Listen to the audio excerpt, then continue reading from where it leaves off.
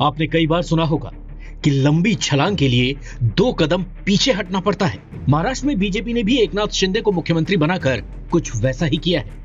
उद्धव सरकार को बेदखल करने में सबसे बड़ा रोल निभाने वाले एकनाथ शिंदे को बीजेपी ऐसा इनाम देगी, इसकी किसी को भी उम्मीद नहीं थी। शिंदे के चलते न केवल महाराष्ट्र की उद्धव सरकार गई, बल्कि अब शिवसेना पर असली हक की लड़ाई भी छिड़ गई है। डिप्टी सीएम या कैबिनेट मंत्री के तौर पर वो शायद इस लड़ाई को बहुत दूर तक ले जाने में सक्षम नहीं हो पाते, लेकिन अब बतौर सीएम एकनाथ शिंदे की स्थिति पहले से अधिक मजबूत होगी।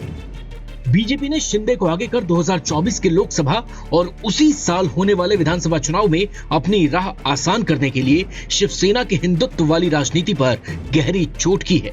लेकिन बीजेपी का मकसद शायद अभी पूरा नहीं हुआ है और अगला निशाना शिवसेना को ठाकरे परिवार से दूर करने पर है।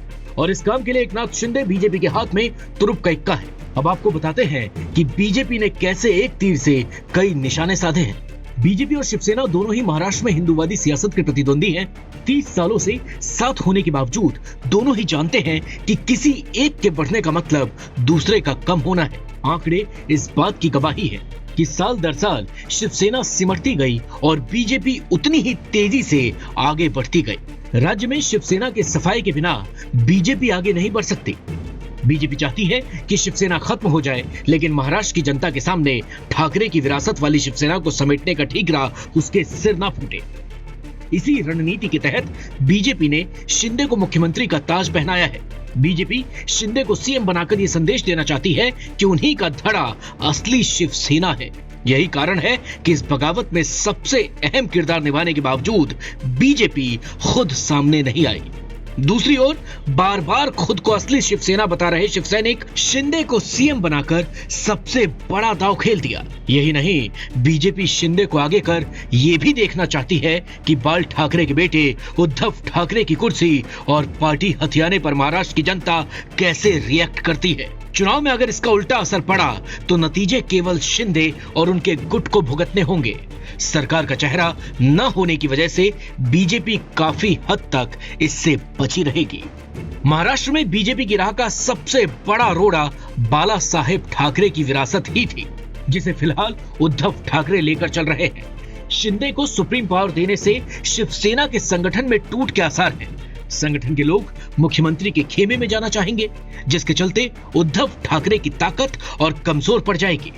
शिंदे का बागी कैंप लगातार उद्धव ठाकरे के हिंदुत्व को भूलकर एनसीपी और कांग्रेस के करीबी होने की बात दोहराता रहा। शिंदे के इस दांव को उद्धव भी भांप चुके थे, इसीलिए जाते जाते औरंगाबाद का नाम संभाजीनगर और उस्मानाबाद का धाराशिव कर दिया।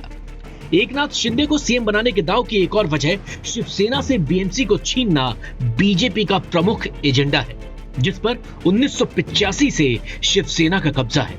इस साल सितंबर में बीएमसी के चुनाव होने हैं।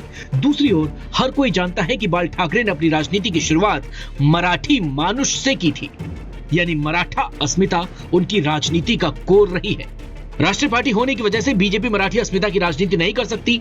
बीजेपी को ऐसे में हिंदुत्व के अलावा एक और फैक्टर की जरूरत थी।